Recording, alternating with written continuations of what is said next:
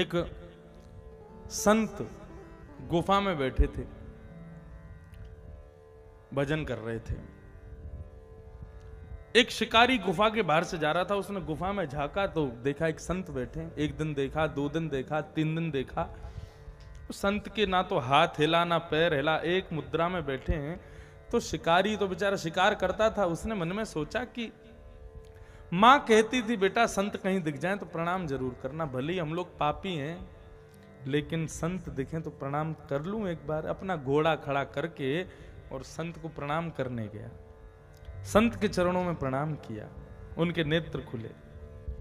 कहो बालक, बोले मैं चिंता हो रही थी मुझको आपकी, इसलिए मैं आ गया। बोले क्यों चिंता क्यों हो रही? बोले मैं 3-4 दिन से देख रहा हूं आप ऐसे ही बैठे हो इस गुफा में, कुछ खाया पिया कि नहीं आपने? आप कहो तो मैं आपके लिए शिकार करके लाऊं हिरन का, बढ़िया हिरन पका करके आपको खिलाऊंगा और आपका प्रसाद फिर मैं पालूंगा। उसको क्या पता ये संत महात्मा क्या खाते हैं क्या पीते हैं। संत ने विनोद में कह दिया, बोले हम जिस हिरन का शिकार करते हैं तुम उसको कभी पकड़ नहीं पाओगे। अरे महाराज आपने कैसी बात कर दी, मेरा बाण देखो, मेरा धनुष देखो, मेरी तलवार देखो, अरे इस पूरे जंगल का मैं एक प्रकार से राजा हूं, कोई हिरन कैसा भी हिरन हो, 12 सिम्हा हो, ऐसा हो वैसा हो, मुझसे बच करके नहीं जा सकता। आप एक बार बताओ तो सही कौन से वेरिएंट का आपको चाहिए हिरन, लेके आऊंगा मैं।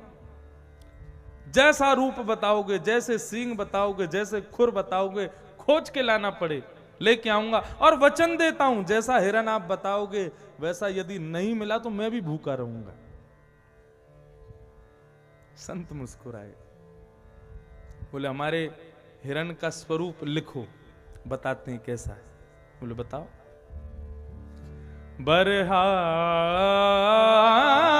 पीडम नटवर वपु कर्णयो कर्णकारम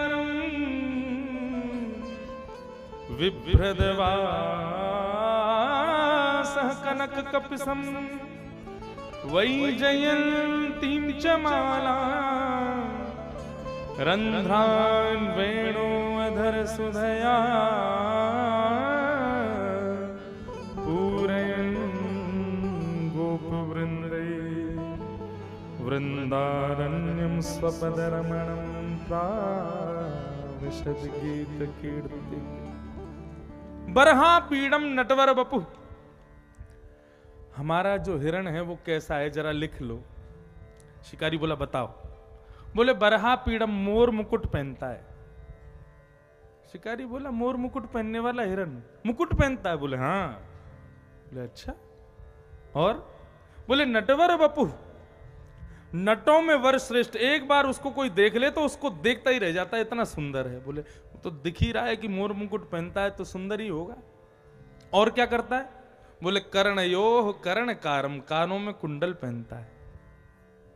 वाह बड़ा बढ़िया हिरण है आपका, तो श्रृंगार करता है। बोले और विभ्रदवासः कनक कपिसम, बोले पीली पीतांबरी पहनता है। जब पीली पीतांबरी पहन करके निकलता है तो महाराज इतना सुंदर लगता है कि उसको देखते रह जाओ। बोले हिरण पीतांबरी पहनता है? बोले हाँ। अच्छा और क्या करता है? बोले वैजयंतीं च मालाम, वैजंती माला पहनता है। शिकारी लिखता जा रहा है, बोले मैंने वास्तव में ऐसा हिरण नहीं देखा। और रंध्रान वेणुअधर सुधया, अपने अधरों पर धारण करके वेणु का नाद करता है। शिकारी सिर पे हाथ रख के बैठ गया। बोले वंशी बजाता है हिरण?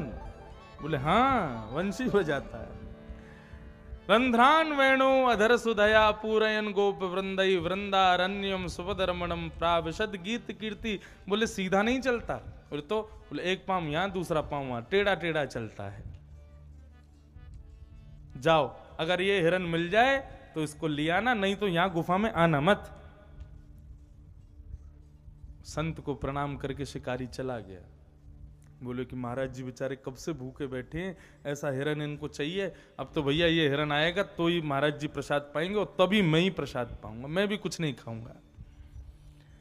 खोजने लगा, पहाड़ों में जाकर के खोजे, नदियों के किनारे खोजे, बीहड़ जंगलों में जाकर के खोजे, लेकिन कहीं भी उसको ठाकुर जी नहीं मिले। अब तो बार बार पढ़े कैसा कैसा है, अब तो वो मनी मन में आकृति बनाने लगा। धीरे धीरे धीरे धीरे करते करते उसके मन में राधा रमन जी की ही आकृति बन गई। खोजने लगा यत्र तत्र सर्वत्र, कहां मिलेंगे ठाकुर जी। खोजते खोजते उसके हृदय की जो भाव थे वो राधा रमन जी से अब सहन नहीं हुए।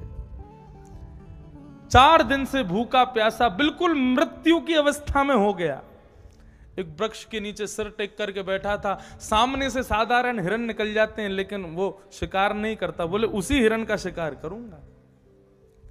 इतने में ही सामने कदम्ब के वृक्ष के नीचे से पीतांबरी पहने हुए, सांवरे सलोने, मोर मुकुट धारण किए, गले में वैजंती माला पहने हुए, वेणु का नाद करते हुए श्याम सुंदर उसके सामने प्रकट हो गए।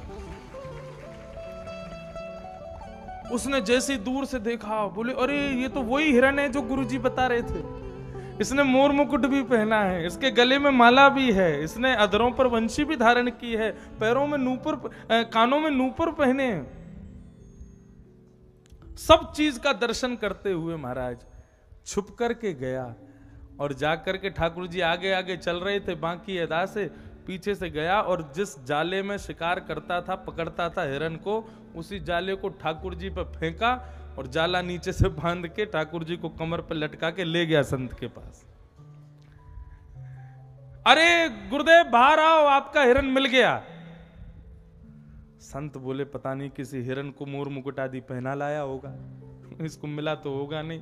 संत गुफा से बाहर निकल के आए तो क्या देखा, शिकारी के कंधे पर श्री राधा रमन लाल जी बैठे बैठे बंशी बजा रहे हैं और जाले में बंधे हुए हैं।